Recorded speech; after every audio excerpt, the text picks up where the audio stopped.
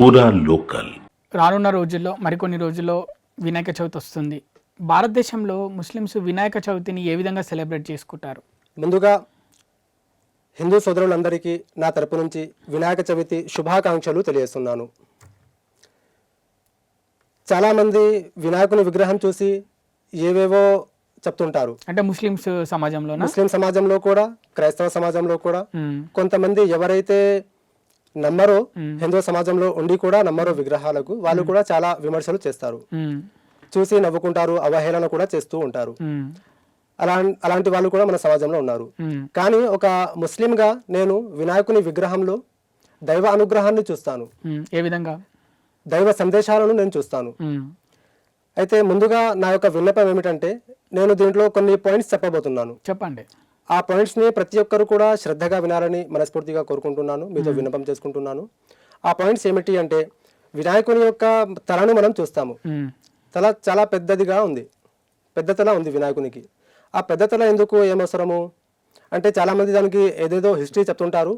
ఆ హిస్టరీని మనము పక్కన పెట్టేసి దాంట్లో ఉన్న దైవ సందేశం ఏమిటి, గుప్త సందేశం ఏమిటి, అది మనము ఈరోజు తెలుసుకుందాం.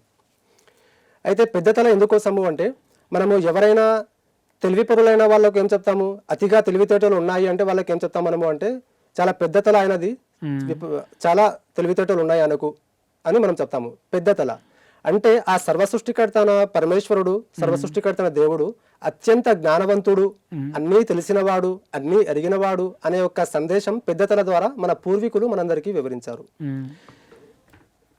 ఫస్ట్గా ఇది ఎలా ప్రారంభమైంది అంటే, ప్రస్తుతం మనం నివసిస్తున్నది, ప్రస్తుతం మనం నడుస్తున్నది రాకెట్ యుగంలో నడుస్తున్నాం మనము. కానీ ఆ పూర్వకాలంలో రాతి యుగం మాత్రమే ఉండేది.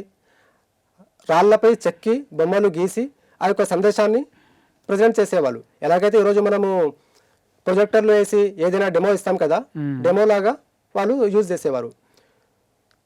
అయితే వినాయకుని విగ్రహంలో పెద్దతల పెట్టేసి ఆ సర్వసృష్టికర్తన దేవుడు అత్యంత జ్ఞానవంతుడు, తెలివైనవాడు, ఆయన అన్నీ ఎరుగును అనే ఒక సందేశం పెద్దతల ద్వారా మనందరికీ వివరించారు.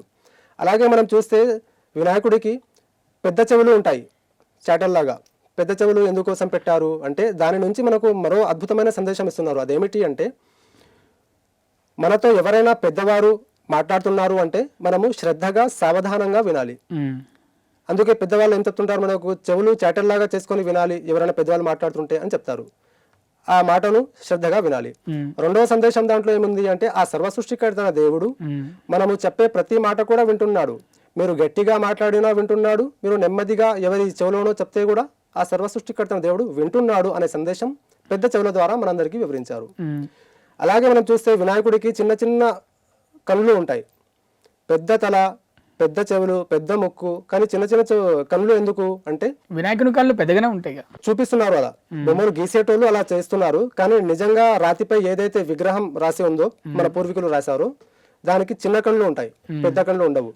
అది అలంకరణ కోసము బ్యూటిఫుల్ గా కనిపించాలి అన్నందుకు అలా పెద్దగా ఇప్పుడు గీస్తున్నారు అలా. కానీ యాక్చువల్గా అయితే చిన్న చిన్న కళ్ళు మాత్రమే ఉంటాయి. మీరు సెలబ్రేట్ చేసుకుంటారు వినాయక చవితి? సెలబ్రేట్ అంటే ఈ విధంగానే నేను సెలబ్రేట్ చేస్తాను. ఎందుకంటే ప్రతి వినాయక మండపంలోకి మేము వెళ్తాము, వాళ్ళు స్వాగతిస్తారు, ఆహ్వానిస్తారు. అన్నదానానికి హాజరవుతారా? అన్నదానానికి హాజరవుతాము, అన్నదాన కార్యక్రమం నిర్వహిస్తాము కూడా. భోజనం చేస్తారా? మరి భోజనం చేస్తాము, భోజనాలు పెడతాము కూడా. ప్రసాదాలు ఇస్తారు, ప్రసాదాలు తినిపిస్తాము, తింటాము కూడా. ఎందుకంటే దైవ ప్రసాదితం, ఏ ఆహారం మనం తిన్నా గానీ అది దైవ ప్రసాదితమే. దేవుడే మనందరికీ ప్రసాదించాడు కదా. ఒకవేళ దానికి ధిక్కరించి ఇది మీరు వినాయకుని ముందర పెట్టి మాకు ఇస్తున్నారు కదా, ఇది మేము స్వీకరించము అని అనడానికి ఆస్కారం లేదు. ఎందుకంటే అది తయారు చేసింది మీరు కాదు కదా, నాకు ప్రసాదం ఇచ్చేది. దేవుడు ఇచ్చిన వరమే నాకు ఇస్తున్నారు మీరు.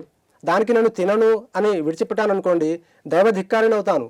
అయితే వినాయకుడికి చిన్న కన్నులు ఎందుకోసము అంటే, ఆ సర్వసృష్టికర్తన దేవుడు మన ప్రతి నడవడికను కూడా చూస్తున్నాడు, గమనిస్తున్నాడు. మీరు పొద్దున పూట చేసినా గానీ, రాత్రి పూట చేసినా గానీ, ఏ సమయంలో చేసినా గానీ, రాత్రి పగలు అనే తేడా ఏమీ లేదు. మీరు ఏ సమయంలో ఏ పని చేసినా గానీ ఆ సర్వసృష్టికర్తన దేవుడు మీకు చూస్తున్నాడు అనే ఒక భయం మనలో ఉండాలి. కాబట్టి వినాయకుల వారికి చిన్న చిన్న కన్నులు పెట్టడం జరిగింది. అందుకే భగవద్గీతలో శ్రీకృష్ణ పరమాత్మలో చెప్తారు ఒక శ్లోకం దేవుని గురించి.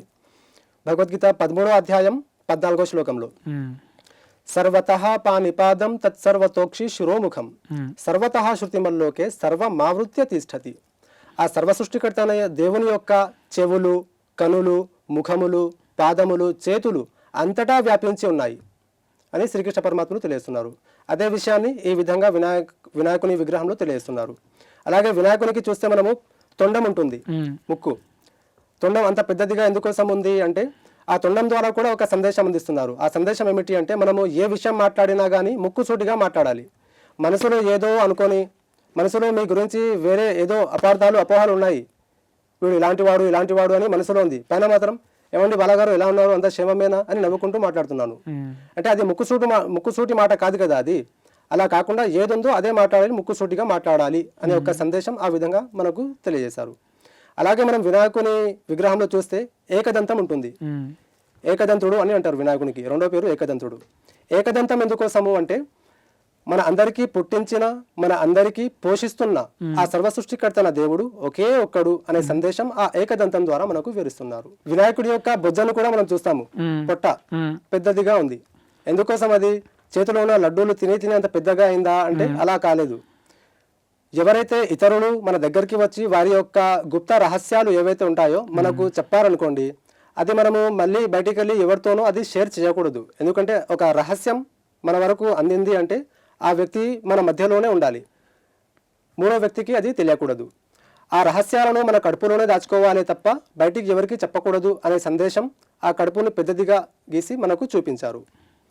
అలాగే వినాయకుడి చేతిలో ఒక చేతిలో లడ్డు ఉంటుంది, ఒక చేతిలో గొడ్డలి కూడా ఉంటుంది, రెండు కూడా ఉన్నాయి.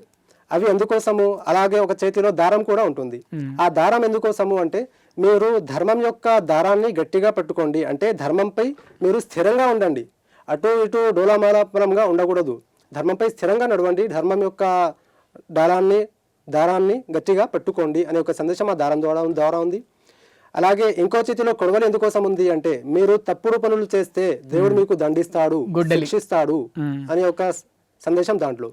మరో చేతిలో లడ్డు ఉంది, కింద కాళ్ళ దగ్గర మూషిక ఉంటుంది. ఆ మూషిక ఏం చేస్తుంది? ఎలుకనే మూషిక అంటారు, మూషిక వాహనుడు వినాయకుడు. అయితే ఆ మూషిక ఎలుక ఏం చేస్తుంది?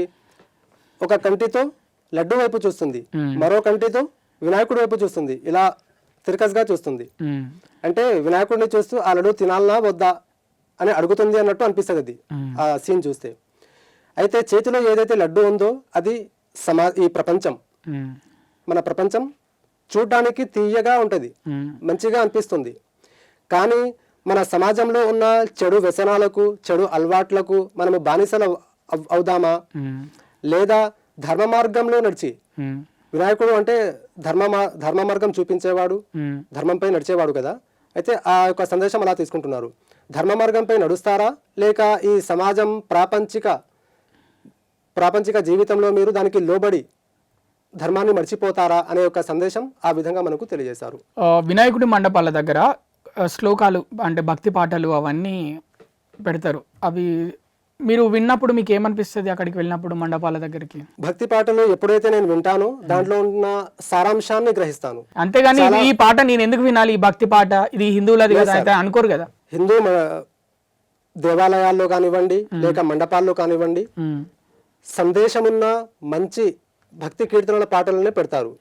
కానీ ప్రస్తుతం మన సమాజంలో ఏం జరుగుతుంది అంటే, హైందవ సోదరులు నన్ను మన్నించాలి, క్షమించాలి నేను తప్పుగా చెప్తే, వాళ్ళు కేవలం ఈ సాంగ్ బాగుంది కదా అని మాత్రమే వింటున్నారు. ఆ ట్యూన్ నచ్చి వింటున్నారు, బాగుంది కదా, మ్యూజిక్ వస్తుంది, ట్యూన్ వస్తుంది, ఆ గొంతు ఏదో బాగుంది పాడుతున్నారు కదా అని, బీట్ బాగుందని వింటున్నారు. అంతేగాని దాంట్లో ఉన్న సారాంశం ఏంటిది, దాంట్లో ఉన్న సందేశం ఏమిటి, మెసేజ్ ఏంటిది, అది మనము గ్రహించాలి. అప్పుడే మనము నిజమైన దైవభక్తి గల వారం అవుతాము. అలా కాకుండా కేవలం ట్యూన్, బీట్స్ బాగున్నాయి కదా అని మనం ఉట్టిగా వినుకుంటూ పోతే మన సమాజంలో ఇలాంటి దౌర్జన్యాలు, దోపిడీలు ఏవైతే జరుగుతున్నాయో అవి ఎంత మాత్రం దేవుడు మనకి ఏం చెప్పిండో అది మనం సరిగా వినట్లేదు. అందుకోసమే కదా ఇప్పటి వరకు మన సమాజంలో ఈ దౌర్జన్యాలు, దోపిడీలు ఆగట్లేదు. లేదంటే మన భారతదేశం ఈ సంస్కృతి సాంప్రదాయాలకు పుట్టినలు మన భారతదేశం. అందరూ దైవ ప్రవక్తలు కూడా ఇక్కడ నుంచే వెళ్ళారు, ఇక్కడ నుంచే ప్రపంచం స్టార్ట్ అయింది. ఆది దంపతులు ఎవరు అంటే శివపార్వతులు ఖచ్చితంగా చెప్తారు కదా, వారి యొక్క సంతానమే హిందువులు, ముస్లింలు, క్రైస్తవులు అందరూ కూడా. అయితే ఇక్కడ నుంచే సమాజం స్టార్ట్ అయింది. మరి ఇక్కడనే ఇంత దైవభక్తి లేకుంటే ఇతర దేశాల్లో ఎలా ఉంటుంది? అయితే మనము మన భారతదేశాన్ని భక్తిలో, దైవభక్తిలో, దేశభక్తిలో అగ్రరాజ్యంగా మన భారతదేశాన్ని నిలబెట్టాలి మనము. అప్పుడు నిజమైన దేశభక్తి దైవభక్తి గలవారం అవుతాము. భారతదేశంలోనే అతిపెద్ద పండుగ వినాయక చవితి అంటే మీరు ఏం చెప్తారు? ఖచ్చితంగా చెప్పవచ్చు, దాని యొక్క స్థానం కూడా అతిపెద్ద పండుగల్లోనే ఉంది. ఎందుకంటే ఇంత గొప్ప సందేశం ఇంతకుముందు నేను ఏదైతే మీకు వివరించానో, అందరూ మనుషులు ఐకమత్యంగా ఉండాలి అనే ఒక బోధనలు వినాయకుని యొక్క విగ్రహంలో చాలా స్పష్టంగా ఉన్నాయి. అవి అందరూ కూడా కలిసికట్టుగా నిర్వహించుకుంటే సందేహమే లేదు, అందరూ కూడా నిర్వహించుకోవచ్చు. ఎందుకంటే ఎవరి మాన్యతలు వాళ్ళకు ఉంటాయి, ఎవరి సంస్కృతి సాంప్రదాయాలు వాళ్ళకు ఉంటాయి. అయితే ముస్లిం సోదరులు దానిని సెలబ్రేట్ చేసుకోకపోయినా కానీ దానికి దూషించకూడదు, కనీసం ఆ బాధ్యత కనీసం వహించాలి. ఎందుకంటే హిందూ సోదరులు వాటిని పాటిస్తున్నారు. ఇప్పుడు ఏదో డీజేలు పెట్టారు, సాంగ్స్ పెట్టారు అని చాలా మంది ముస్లింలు కొట్లాటలు దిగుతుంటారు. వినాయక చవితి నారు ఈ 9 రోజులు 11 రోజులు ఏదైతే వినాయకుని కూర్చోబెడతారో అలాంటి సమయాల్లో నిమజ్జనానికి వెళ్ళేటప్పుడు అయితే అప్పుడు కూడా హిందూ సోదరులు కూడా ఒక విషయాన్ని గ్రహించాలి. అదేమిటి అంటే వినాయకుని యొక్క మండపాలు డీజే పార్టీల కోసం ఎంత మాత్రము నిర్మించడం లేదు. ఈ విషయాన్ని గమనించాలి. డీజే పార్టీల కోసం కాదంటున్నారు మీరు? కాదు అంటున్నాను. ఎందుకోసము అంటే ప్రస్తుతం ఎక్కడ వినాయక మండపం ఏర్పరిచినా గానీ అక్కడ డీజేలు పెట్టి డాన్స్లు చేసుకుంటూ అలా ఆ యొక్క కార్యక్రమాలు చేస్తున్నారు. అలా కాకుండా భక్తి పాటలు, ప్రవచనాలు, అలాగే గీతా శ్లోకాలు యొక్క నేర్పించడం కానీ చిన్నపిల్లలకు, పెద్దవాళ్ళు ఉన్నా కానీ వయసు అయిపోయింది ఇంట్లో ఎలాగో కూర్చొని ఉన్నారు, ఈ 9-11 రోజులు ఆ వినాయక మండపంలోనే భగవద్గీత క్లాసెస్ నిర్వహించండి మీరు, దానికి మేము కూడా సహకరిస్తాము. అంటే ఒక విషయం, గ్రామాల్లో అలాగే పట్టణాలు అంటే మా మండలాలు ఇంకా జిల్లాల్లో ఎక్కడైతే వినాయకుల మండపాలు ఉంటాయో అక్కడ చాలామంది ముస్లిం సోదరులు వచ్చి డ్యాన్సులు కూడా చేస్తారు, కలిసి అందరితో కలిసిమెలిసి ఉంటారు, నిమజ్జనానికి కూడా కలిసి డ్యాన్సులు వేస్తూ ఊరేగింపులో వెళ్తారు. మరి ఆ విషయం పైన ఏమంటారు? డాన్స్లు చాలా మంది చేస్తున్నారు, అందుకోసమే నేను చెప్తున్నాను. ఈ వినాయక మండపాలు ఎలా ఏర్పరిచాయో అవగాహన ఉందా? నేను కల్పించాలని అనుకుంటున్నాను. చెప్పండి. ఎప్పుడైతే మన భారతదేశానికి స్వాతంత్రం ఇంకా లభించలేదు, ఆ కాలంలో మన పూర్వీకులు ఏం చేశారు అంటే, నేను పేరు మరుస్తున్నాను, అయితే వినాయక మండపాల్లో చాలా మంది ముస్లింలు కూడా వెళ్తున్నారు, పాల్గొంటున్నారు. దాంట్లో మనము ఆశ్చర్యం కలగాల్సిన విషయం ఇంత మాత్రము లేదు. ఎందుకంటే అది స్టార్ట్ అయిందే అందరూ కలిసికట్టుగా ఆ యొక్క పరంపరను సాగించారు.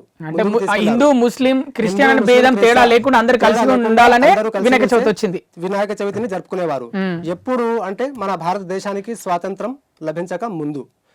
అప్పుడు ఏం జరిగింది అంటే, ఈ బ్రిటిష్ వాళ్ళు మనందరికీ ఒకే చోట గుమ్మగూడి ఉండకూడదు, వీళ్ళు అలా ఉంటే వీళ్ళు మన భారతదేశానికి ఎలా స్వాతంత్రం లభించాలో అలాంటి మీటింగ్స్ చేసుకుంటున్నారు, నిర్వహించుకుంటున్నారు. మేమందరము వీళ్లకు పోరాడే ఛాన్స్ ఇవ్వకూడదు అనే ఒక ఉద్దేశంతో వాళ్ళు ఏం చేశారు అంటే, ఒకటి డివైడ్ అండ్ రూల్ పాలసీ కూడా స్టాబ్లిష్ చేశారు. తర్వాత ఒకే చోట 10 మంది 5 మంది ఉండకూడదు అనే ఒక రూల్ వాళ్ళు పాస్ చేశారు. అయితే అలాంటి సమయంలో మహనీయులు బాలగంగాధర్ తిలక్ గారు ఒక ఆలోచన చేశారు. ఆ ఆలోచన ఏమిటి అంటే, ఇప్పటి వరకు మనము ఏదైతే వినాయక చవితిని ఇంట్లో జరుపుకుంటున్నామో, పర్సనల్ గా ఒక్కొక్కరుగా ఇంట్లో జరుపుకుంటున్నామో, అలా ఇంట్లో కాకుండా వీధుల్లో, వాడల్లో, గల్లీల్లో వినాయక మండపాలను ఏర్పరిచి అక్కడ అందరం కూడా కలిసికట్టుగా, ఒకటి దైవ భక్తి కూడా పెరుగుతుంది, వినాయకుని అందరూ ఏకమవుతారు, దైవభక్తి కూడా పెరుగుతుంది హిందూ సమాజంలో. అలాగే ముస్లింలు, క్రైస్తవులు, ఇతరులు ఎవరైతే ఉన్నారో వారందరికీ కూడా బోధించే అవకాశం ఉంటుంది. అక్కడ కలిస్తే ఎలాంటి రూల్ కూడా ఆపలేదు కదా, ఇక్కడ మేము వర్షిప్ చేసుకుంటున్నాము లేదా దేవుని పట్ల ఏవైతే విషయాలు ఉన్నాయో పూజిస్తున్నాము అని చెప్పవచ్చు. అలా అక్కడ అందరూ కూడా కలిసి, హిందువులు ముస్లింలు అందరూ కూడా కలిసి మన భారతదేశానికి ఎలా స్వాతంత్రం దక్కించుకోవాలి అనే ఒక ప్లానింగ్స్ అక్కడ నుంచి వినాయక చవితి నుంచే మొదలయ్యాయి. అక్కడ నుంచే మొదలయ్యాయి.